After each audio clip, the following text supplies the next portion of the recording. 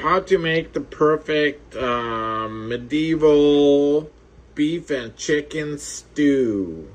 First of all, we have a sweet onion, carrot, celery, potatoes, Italian parsnip, flour, smoked paprika powder, bay leaves, black peppercorn, garlic, vegeta, it's another spice, and beef or chicken nor.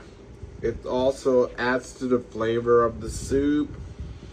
And then we have chicken breast and beef ribs with the bone in them because the marrow adds to the flavor.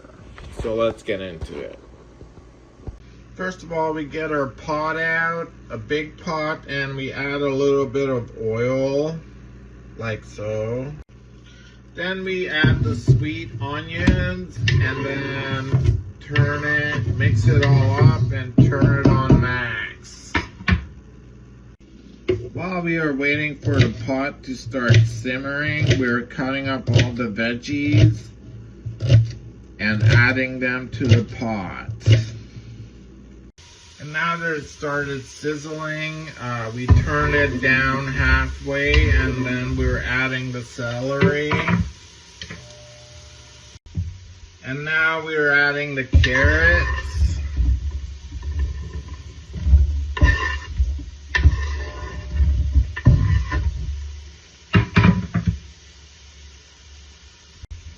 And now we're adding the parsnip.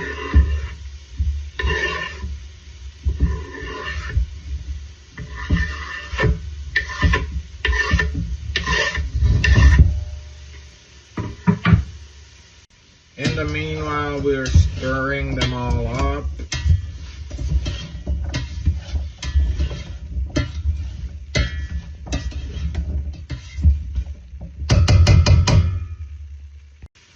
And then we're adding in the meat, the chicken first.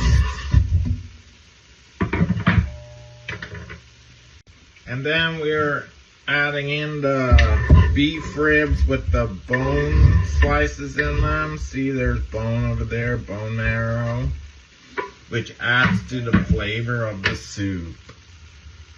Added the garlic. Now we stir it all up and make sure we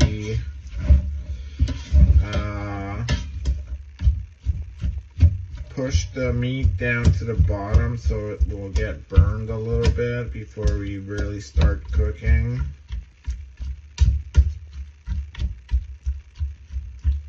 Like so.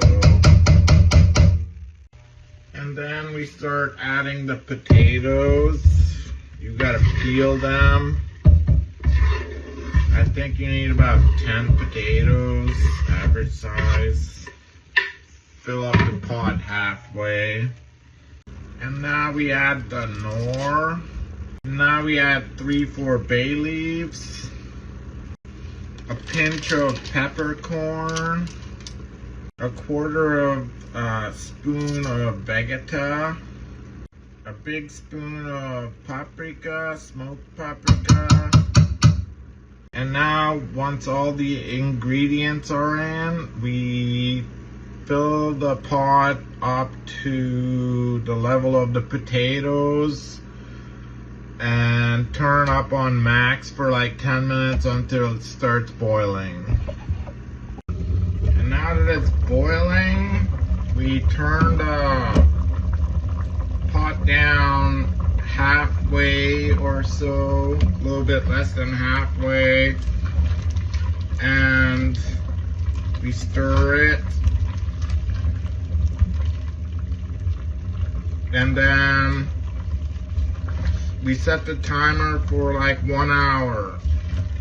So it has to cook for like 1 hour, and in the meanwhile, like every 15 minutes, you gotta stir it. In the meanwhile, we are stirring it every 10-15 minutes.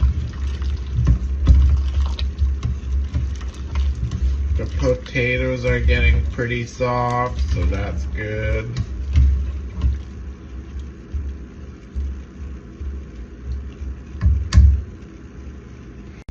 And now that the cooking comes to a near end, we get a bowl and add 2 tablespoons of flour. And then we fill it up with mild water and start stirring it. You want to make it as liquidy as possible.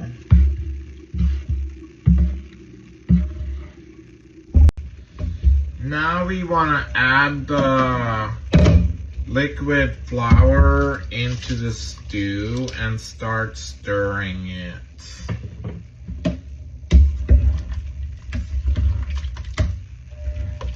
Which thickens up the soup and it makes it better.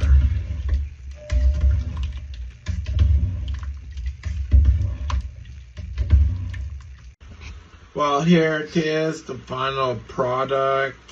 Of course, you don't eat the bay leaves or peppercorns or the beef bones, but otherwise, this is a pretty delicious medieval soup with tons of meat in it, and I love it.